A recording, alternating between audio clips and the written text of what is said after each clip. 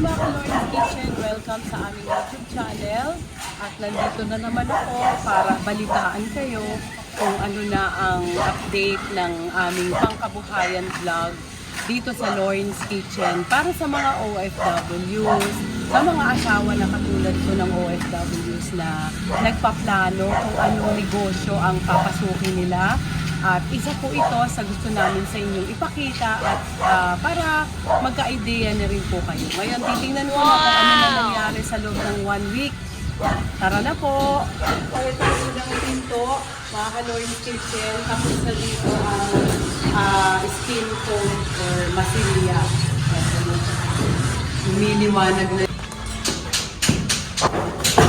Yes! Hello! Anong ginagawa niyo dito, kuya? Finishing po. Okay, finishing na. That's pang pa siya. Okay, walang masyadong ganap dito. Ito na si kuya. Anong ginagawa niyo? Yeah, skin coat. Okay, pangalawang pinto na to na nilalagyan dito. Ito na, guys. Pero ito, okay na sabi na. Ayos na siya, maganda na. Kumulap po. Ayan. So, andito guys, si Foreman. Dito tayo makikibalita ng latest. Yes. Pagkatapos dito, Foreman, ano na? Kisame na? Kisame na. Isasabay doon yung tayo sa baba. Sabay. So, yun. Okay. So, ang bilis, hindi ko na nakunan kung anong itsura, hindi na ako makakaakyat sa taas eh.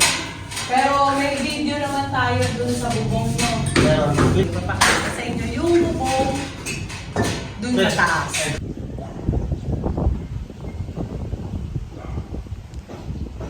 Wow!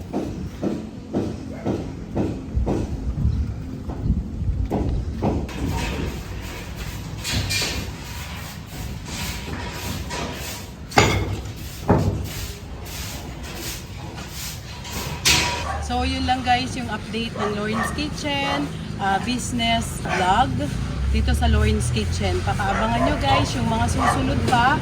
Ang mga susunod dito, ang natapos guys ngayon is yung bubong, insulation, metal paring, trusses, and susunod na yung kisame. After that, tiles na po sa flooring.